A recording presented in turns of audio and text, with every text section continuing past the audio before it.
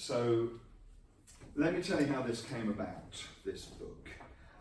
I was teaching at Spurgeon's College, and during my time there we were asked by the Baptist Union's Mission Forum to oversee the development of a course in missional leadership. I don't know why we were asked ahead of everybody else. I think it's because our then principal, still the principal, put his hand up and said he could do this and he could manage the money and it would be great.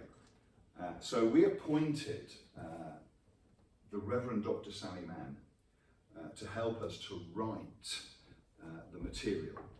And we duly wrote the material and we handed it back to the Baptist Union, and Sally stopped her time at college, but Sally started working in her spare time with Red Letter Christians UK, having been friends with Shane Claiborne and Tony Campola for quite a while. The desire to have some presence of Red Letter Christians in the UK rather than just people coming over from the States to do tours. So Sally and Dave and Faith Van Horn are the three who coordinate it. And I was stepping out of my role at Spurgeon's College, and Sally said to me, "How do you fancy editing a book?" And I said, "Oh, that sounds fun." She said, "Absolutely no money. And most of the people who are writing have never written before. So how do you fancy editing a book?" And I thought, well, this sounds fun. This sounds like it could be a good way of spending my first year of retirement. So we all pitched up at a house party in the Greenhouse in Birmingham. Several of us, I'm not sure many. I was on Zoom. You came on Zoom. We had 1 or 2 people join us on Zoom. But we kind of sat there with the house party, and I just listened to lots of people telling stories about what they did. What they were doing in Newcastle, in Morecambe, in north of Manchester, in Birmingham, in the West Country, and I'm thinking, ooh, this is quite interesting. These people have got really interesting stories to tell, and they've never been heard before. So the great thing about this book is that most of the people in it you have never heard of, which is great, because their story will strike you as being very fresh and very original. There are 1 or 2 people that you will have heard of, like Steve Chalk, like Anthony Reddy, Mike Royal, and there's probably people you might have come across depending on what area of ministry you are working in. So we have 3 chapters that are about climate issues, and you might have come across 1 or 2 of the people who've written them if you're involved in that area of ministry and mission. So we gathered all these chapters together. Some of them required virtually no editing whatsoever, which is an editor's dream.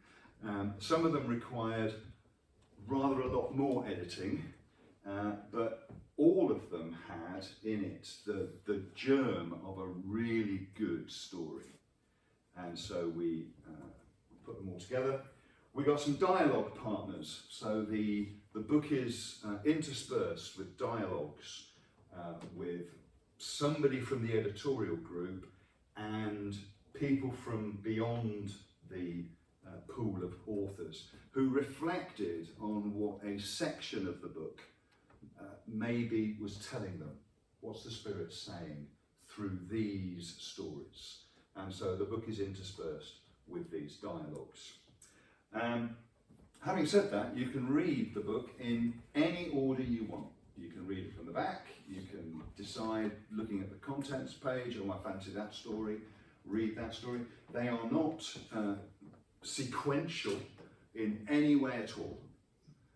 So you can just dip in and read whichever story you fancy reading. And you're going to hear 2 stories today from the book. You're going to hear Mandy's story this morning, and you're going to hear my story this afternoon.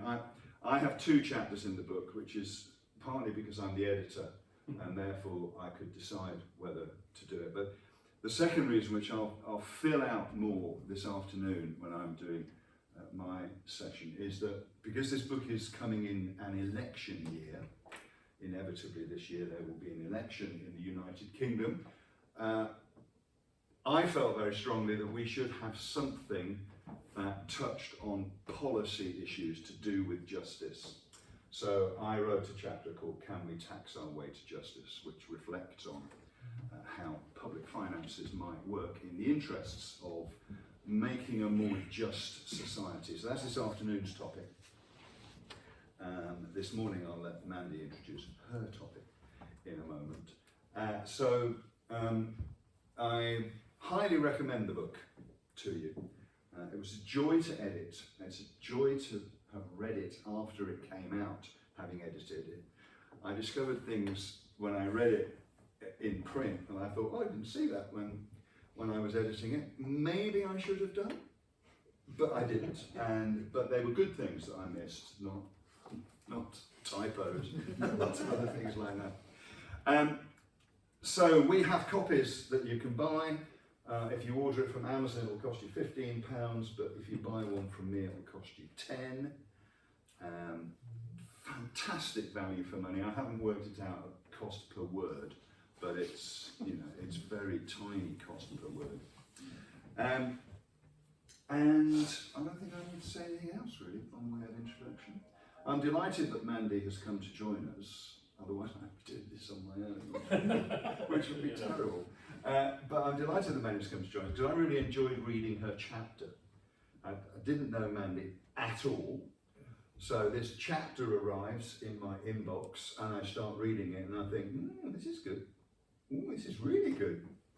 So I think you're in for a treat this morning when she talks about her chapter and issues around it, and we'll have time for questions towards the end, but we're also going to have a kind of round table after I've done my session. So Mandy, over to you. Thank you. I'm curious to know if anybody knows why we are red letter Christians. Is something in the Bible about when Jesus speaks, it's in red letters? Yeah, absolutely. And that's why Shane and Tony called us red letter Christians, because we actually at the end of the day... I'm all right holding this, isn't it? Oh, actually, if you've got one, great. Oh, yeah. Oh, no, it's not. Sorry, I couldn't resist. My humour's awful. Oh, that's perfect, thanks.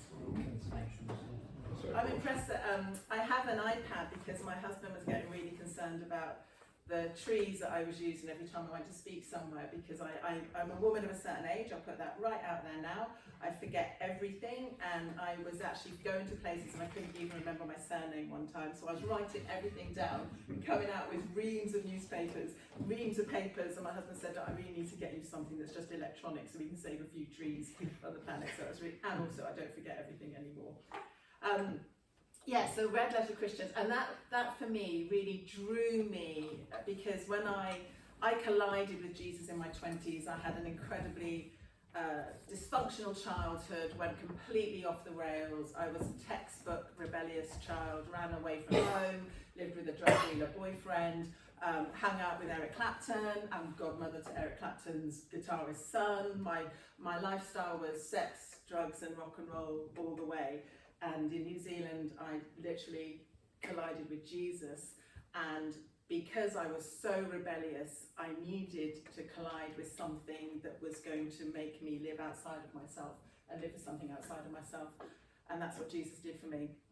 So when I started to read him, I read about him and read his words, it just resonated with something in my spirit. So when I discovered Red Letter Christians, I thought, yeah, this is a network of people that I want to be involved with, and hence I'm part of it. And I'm supposedly the coordinator for Wales, but I do a pretty poor job at it because I'm far too busy and I need to do more. But I do love Red Letter UK and I'm very involved. And every morning at 8 o'clock, if anyone's interested, we have a pause online where a few of us just get together for 20 minutes. We just focus on a piece of scripture just to start our day together, and that's on our Facebook page if you'd like to join us. And just to let you know, if you've read the book or you would like to read the book, that my chapter and everything I do is based on my experience and my faith journey, because I always qualify this, I'm not a theologian, I'm not an academic. It really is true that God calls us and then qualifies us, in my case especially, because I only got 2 very poor O-levels, GCSEs for those that are younger than me.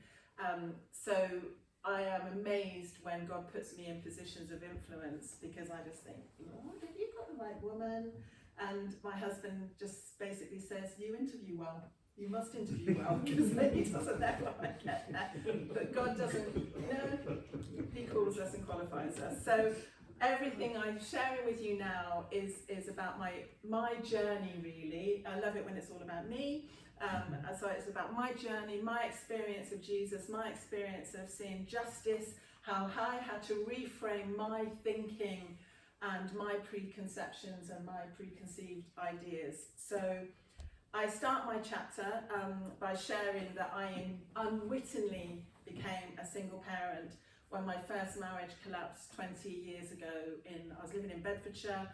My husband had one affair too many, and I couldn't cope with it anymore. Mum and Dad had retired to Wales. I don't know if any of you have heard of Nicholston House on Gower or used it. Mum and Dad founded Nicholston House. They were called to Wales to found Nicholston House.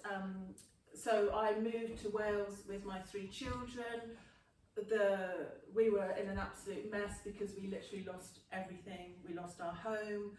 I lost all my financial security. I had no income of my own. I'd been a stay-at-home mum for 12 years, so I wasn't working. And my children and I had to register as homeless. We weren't homeless, we weren't sleeping on the streets in that sense, but we had nowhere to call our own, and we moved back in with my parents. And if anyone has experienced moving back home with their parents, it was probably one of the most, it's probably even harder than the divorce itself, if I'm honest. It was really difficult with 3 very untidy children and a stepfather who is obsessive, who plumps up the cushions as soon as you get off the sofa. We had to live in that environment. So even though we weren't homeless, it was incredibly challenging. We had no income whatsoever. My husband and I were in debt. I hadn't realised how much debt we were in, and so we had nothing. We literally had nothing, and I arrived in Swansea with 3 little girls in the back of a Ford Fiesta and £5 in my purse.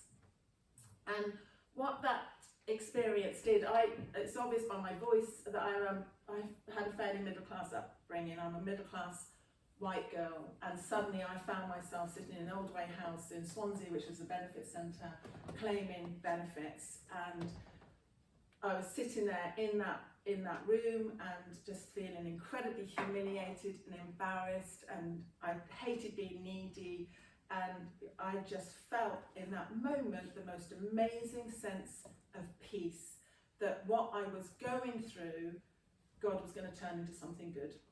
And I had no idea what that was, but I have come to learn that God's golden thread is through every circumstance and every situation. So we registered as homeless, I registered for benefits, and I began to have an understanding of the impact of life-limiting elements. I began to understand the power of choice and the lack of choice. And that for me is a huge justice issue. My girls, because I had very little money, couldn't choose which school shoes to wear. They had to just wear what I wanted them to wear because it's all I could afford. They couldn't choose whether they could go on their school trip. They couldn't choose whether they wanted to go on their school trip, they just couldn't go on it. There wasn't an option because I couldn't pay for anything. I had a support network, I had a great church, I had a family who would buy coats for my girls, who would top up my shopping, etc. But I became acutely aware that life-limiting elements such as experiencing poverty and homelessness don't only just rob you of choice, but they rob you of dignity. It's lovely, of course it's lovely for someone to buy a coat for my daughter, and I'm incredibly grateful, but I was so humiliated that I couldn't do it myself and choose to do that myself. And I realised that justice actually means empowering, enabling the power of choice. And that was why my chapter that I quote a lot in my chapter, the parable of the Good Samaritan. And I know all of you will be completely familiar with that parable. But for me, I wanted to look at it from the beaten man's perspective, because he had no agency. he was helped, and it was a wonderful story, but he had no agency. His agency was taken from him. And I think it's important as the church that when we are loving and serving others, when we are doing our food banks and all this great stuff we do, I'm so proud of the church, that we actually consider the agency of the people that we are serving and trying to love. And you can read more about that in the book.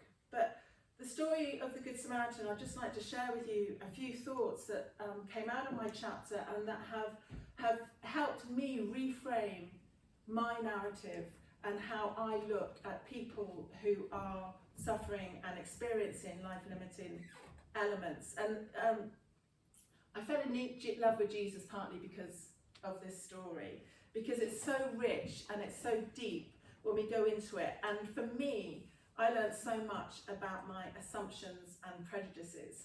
It was really interesting. I had the privilege of going to the World Council of Churches gathering in Karlsruhe the year before last, the 8-year assembly that they have, and I was in a small group with a Orthodox priest, and we were talking about the Good Samaritan, and he said, I think the priests are treated really unfairly, because they were just being obedient. And I went, well, okay, I've actually never thought of it from their perspective before. So I love this story, and it's one of the most famous Christian stories, but just to refresh our memories, the parable starts with the eager beaver lawyer type challenging Jesus by asking, what must he do to inherit eternal life? Jesus contests the challenge by saying, well, you're the expert in the law, you tell me what the law says. And the chap replies, well, it means love the Lord your God with all your heart, all your soul, all your strength, all your mind, and love your neighbour as yourself. And you're right, says Jesus. You're so right. So go and do likewise. But the guy doesn't leave it there. He pushes Jesus a bit further and he asks Jesus, what does that mean? What does it mean? So Jesus tells the story of the Good Samaritan to illustrate exactly what he means. And for me, I believe that Jesus uses his story to clarify what being a follower of his actually looks like. He wanted us to understand that being in a restored relationship with him would mean loving people despite who we are and despite who they are. He used the parable to emphasize what it was truly like to love your neighbour. Jesus Samaritans, I'm sure, I'm preaching to most of you who are ministers, that they didn't get on in those days. And look what's happening in Israel and Gaza now. That legacy of hatred between those nations, the broken relationship, is still happening now. So Jesus talked about two people that really, really had no relationship whatsoever, and in fact they wouldn't even sit on the seat that the other one had sat on. And that parable continues to challenge me even to this day, because it emphasizes that loving my neighbour means intentionally and deliberately putting aside my own opinions, thoughts, prejudices and preconceived ideas. And I talk a little bit in my chapter about how a middle-class white girl helped set up a night shelter for homeless people and our rough sleepers and our street homeless who actually couldn't bear to sit next to them because they smelt so much. And I had to overcome that. I had to overcome what I'd made, the presumptions I made about these men and women and others that I was dealing with and serving and supposedly loving. And what I've learned from this chapter, that actually Jesus was teaching the importance of loving people where they are, in whatever circumstance they're in, whatever life choice they've made, whatever clothes they wear, whatever language they speak, however they smell, however they define their gender or sexuality, whatever religion they follow, whatever their socio-economic status, whichever political party they support. One of the things God did to me, which I can't believe he did this, but after the referendum, and I'm sorry, this is a little bit of a political comment, is that I cried for Nigel Farage. Because I didn't vote, I voted to stay in, but I just was looking on social media about how Christians were talking about Nigel Farage. The language they were using about him was horrific. It was unkind, it was cruel, it was awful. I mean, I don't agree with the guy in any shape or form, but I actually wept for him.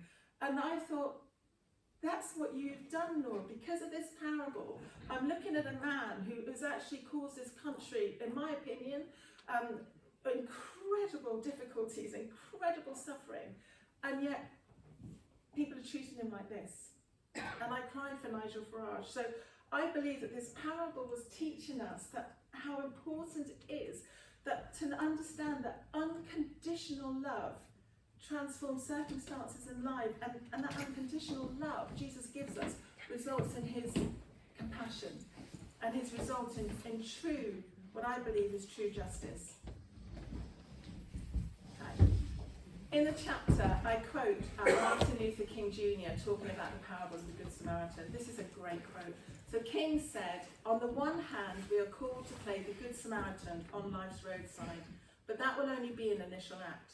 One day we must come to see that the whole Jericho road must be transformed so that people will not be constantly beaten and robbed as they make their journey on life's highway. True compassion is more than flinging a coin to a beggar. It's not haphazard and superficial. It comes to see that an edifice which produces beggars needs restructuring." Edward Marcotte, a retired Lutheran pastor, wrote this interpretation of Jesus' parable. "One day a priest went to visit the Jericho road. He was a very religious man, and he saw somebody had been hurt on the Jericho road, and he was mortified. He came and gave that person the last rites, and he quickly ran back to his parish as fast as he could, and the following Sunday he gave a sterling sermon about the Jericho road, and he felt so much better. Then there was a pastor who went down to the Jericho road, and she was appalled by what she saw. It was awful on the Jericho road, and she came back to her church and she taught a course called the Biblical Understanding and Perspective of Poverty, and they showed films of people who had been beaten up on the Jericho road, and everybody felt awful, but they all felt so good that they had finally done something for the people on the Jericho road. There was still another person. Now, he didn't go to the Jericho road, but he saw it on television. He then gathered thousands of people together and they sang songs about the Jericho road. You should have seen them with their microphones and all the spotlights and how they sang and prayed so beautifully about the Jericho road. Then there was a left-wing activist who went to the Jericho road, and he was incensed. He was angry by what he saw, so he came back and he organised demonstrations in the cities. He got everyone out of the schools and the colleges and the universities, and they marched on the Capitol, and yes, they were very active on behalf of the people on the Jericho road. Then there was a person on the political right, and she went down to the Jericho road, and wow, she was aware of the moral decay. And she thought, we've got to solve this problem. We've got to raise employment and change the economy. So what did she do? She lessened taxes for the rich, so the rich would have more money to make investments, so there would be more jobs for the poor. And she increased the tax on the poor, so that all people could help pay for the costs of maintaining the Jericho road. And while these people were all busy, the man on the Jericho road died. The Jericho road is 17 miles long, and it connects Jerusalem to Jericho. It has been and is notoriously dangerous. It's a steep, narrow road with lots of rocky valleys, and was known as the Red and Bloody Way. And I believe Jesus purposefully set his parable on the Jericho road because for centuries it was 17 miles of violence and oppression. I also believe we all have contemporary versions of the Jericho road, those areas of violence and oppression where food and fuel poverty are on the increase, knife and gun crime is on the rise. Shane Claiborne was going to come to Cardiff just before, in the May after COVID hit, and we were going to talk about knife crime and gang warfare and get the police and crime commissioners to meet with church leaders. We had all this planned, and then COVID hit, but I'm still hoping that will happen in the near future. Look, where loneliness is epidemic, injustice, racism and hate crime is widespread, and people are sleeping on our streets. Those are our contemporary versions of the Jericho road. And I wondered, I've babbled on for a while now, whether we could just for a few minutes talk in maybe small groups of 3 and share together of where we think in our communities, our localities are our Jericho roads. Where are there areas in our villages or our towns, wherever we live, in the valleys, or whether it's in Swansea, wherever it is, where there are Jericho roads that actually are on our doorstep, that we're not maybe doing something about, or we are doing something about, because I'd love to know what's going on out there. Is that okay? Just for three, split into groups of three maybe, and just have a chat for a few minutes, maybe 10 minutes, and then come back and share together, if that's okay? So, for me, following Jesus means that I have to tackle Jericho roads. Sometimes it's absolutely overwhelming. I heard Baroness Cox quote, I can't do everything, but I must not do nothing. And that for me has been a bit of a mantra, because sometimes you look at it all and you just think, where do I start? This Jericho road is actually more than 17 miles of oppression. It's the whole landscape. It's the whole of the broken Britain. It's the whole of the globe. But what I also discovered, that actually God is really gentle with us. And he says to us that it's going to look different for each of you. I'm going to give you something that will stir you, that will inspire you, will make you want to make a difference to. And our Jericho roads are going to be different for whatever context we're in, whatever type of personality God has created us to be. But I do believe absolutely that it's as inherent to us as Christians, as going to church on Sundays and gathering together with our church communities, to actually get involved in the difficulties and the mess and the difficult stuff that messes up our Christian churches. That book is a messy book. For some, because it's lots and lots, not because the editing wasn't great, because it's people with very different opinions, and some of us will feel that we can be affirming of same-sex relationships. Others of us feel that isn't the place we can be. We can love the person, but struggle with some of the other things. That book has got a whole different voice, have got different voices coming together and saying, this is where God has led me in my Jericho road, and this is where God will lead you to tackle your Jericho road. And for each of us, it is different. But what I have discovered for me is that I have needed to be open to what that might look like, because it is difficult, it is messy, and it's been hugely costly, without a doubt. And I can't pretty that up. It's been, my youngest daughter suffered through her A levels because I wasn't there enough. I was out all the time doing God's work, saving people, and it messed up her head a bit. So, and sometimes the injustices seem so far away. They don't really feel like they relate to us. We can read them on the news or see them on the internet or whatever, and we feel a bit of a disconnecting, but I really believe that each of us in our churches, as leaders, whatever situation we're in, that God has empowered us to be part of the reparation of the brokenness in our world. But I am guilty sometimes of taking the paths of least resistance, because it does sometimes simply, it's just too much sometimes. I just want to do every day and I can't do this again, God. It just is too much. But the parable of the Good Samaritan challenges non-involvement. It emphasises that unconditional love, true compassion is messy, it is painful, it challenges the very core of us, but it doesn't just bind the wounds at the roadside, it goes on to pay for the inn. And I wholeheartedly believe in that. I also wholeheartedly believe in the power of prayer, and I can believe that little can be changed without prayer. And I'm guessing most of us in this room have prayed the Lord's Prayer more times than we can count. And as an Anglican, we pray the Lord's Prayer pretty much in every single church service. But there's one phrase in that prayer that has really challenged me, is when I pray, your kingdom come, your will be done. Because I've often wondered, do I actually know what that would look like? Do I actually believe that that could happen? Can I actually believe and envisage God's kingdom coming? And I've asked myself that question over and over again, and I've actually realised and discovered that I am actually part of the answer. I am the answer to that prayer. God's kingdom can come through me, and his will can be done through me also. And I believe that when we become Christians, God's Spirit enters us, his life enters us, we're transformed. Everything that is his will, justice, compassion, righteousness, love, grace, mercy, becomes entwined with all that we are. And therefore, we are the ones that are called to transform the Jericho Road and restructure the edifice which produces beggars. And one of the things I've realised, and I've come to discover, that there's something amazing about God's divine compassion. There's something incredible. It's what I love about this journey with God is that He doesn't leave us wanting. That there's always a fulfillment. Jesus said that your lives will be fulfilled when you follow me. And I really do believe that is. And I believe entirely that that fulfillment comes when we're loving as God calls us to love.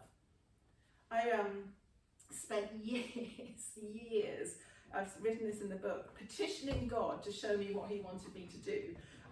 Christian, speak what I'm called to do. What are you calling me to do, Lord?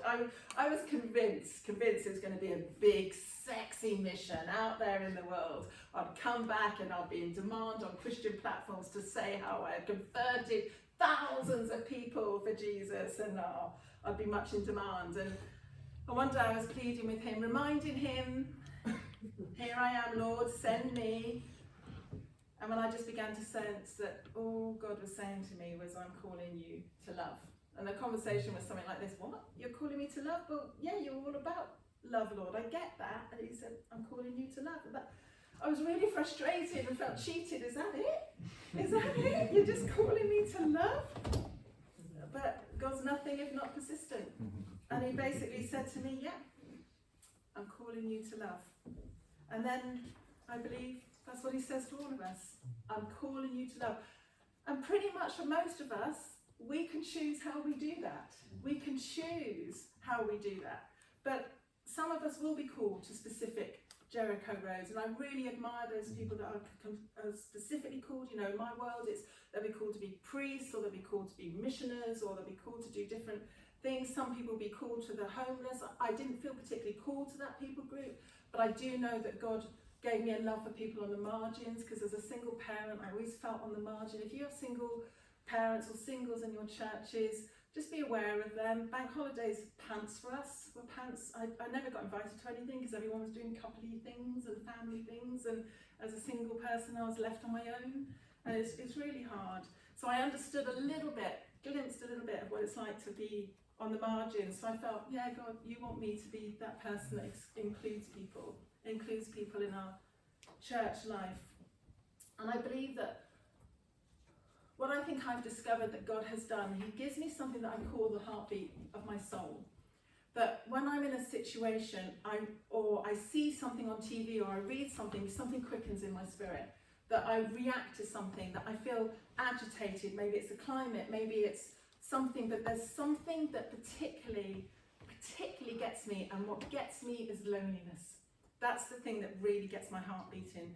When I see somebody in a pub who's on their own, my husband goes, you're going to go and talk to them, aren't you? yeah. And I go over them and I say, hi, and I go, hello. And then they look at me really strangely, and then his wife comes and sits next to him, and I go, okay, great, I didn't have to come and speak to you. But there's something about loneliness that gets me. It causes me to weep, and that is the heartbeat of my soul. So I know that that's what God is calling me to do. So I just, for a few minutes, I just wondered, just if there's anything, if you have a heartbeat in your soul, is there anything that you react to that you think, actually, God is calling me to that, or there's something? I'd love to know that. So maybe in your groups, just for a couple of minutes, just say, what's the heartbeat of my soul? Maybe you've never been able to articulate it. Maybe there isn't, but maybe you can think of moments in the past few years in your ministry, in your work, whatever you're doing daily, where you react and you think, this is wrong, I've got to do something about this, or this, I need to change this, but you forget about it, because God won't let that heartbeat go away if you listen to it.